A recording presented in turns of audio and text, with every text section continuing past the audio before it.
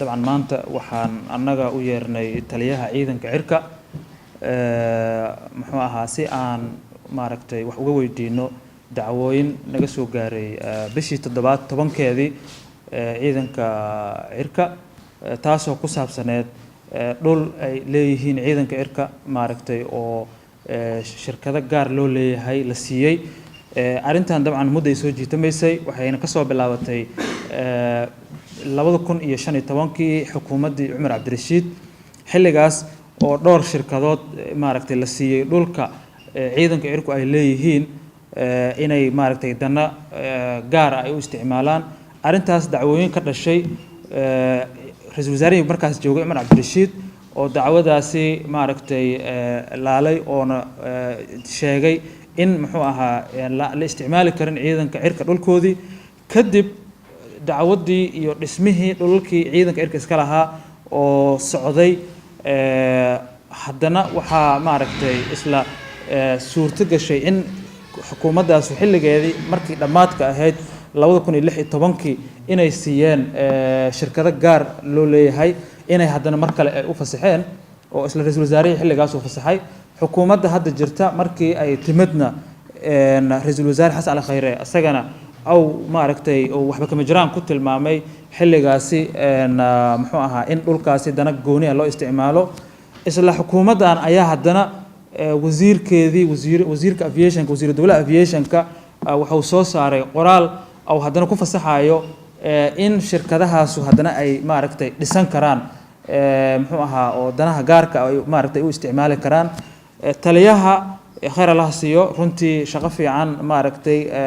ayuu ka qabtay arintaasu dacwadaasu meel kasta ayuuna gaarsiiyay yani 2015 ilaa maanta oo dacwadaasi uu daba taagnaa wuxuu noo keenay malafkii oo dhameystiran dacwadii garyaqaanka guud muxuu ahaa raaliyaha cid walba oo maaragtay arintaanu ay khuseysay ayuu gaarsiiyay markii wax laga qaban waayay oo arintaanu dhaqaaq weysay muxuu ahaa wuxuu na soo gaarsiiyay annaga bishii 7 sanadkan ayuu na soo gaarsiiyay dabcan muxuu ahaa gudiyada qaabilsan maaragtay arimahan muxuu ahaa inay maaragtay ay wax ka qabtaan ilaahay idinkiis taliyuuna waa maaragtay dabcan warbixin dhameystiran annaga naga siiyay shirkadaha gaarka loo siiyay na waxa waaye waxa kamid ah shirkadda Hormuud iyo shirkado kale dhul 20,000 oo mitir square ah ayaana la maaragtay waay dhulka hadda la isku haysto oo la qaatay waxaan rabnaa maaragtay dadka Soomaaliyeed iyo cid kasta oo arintan dabcan daneeynaysa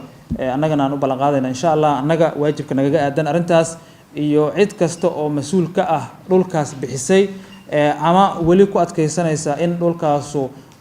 muxuu ahaa maaragtay ciidanka cirka uu leeyahay dana gooni loo isticmaalo si aan sharci ahayn inaan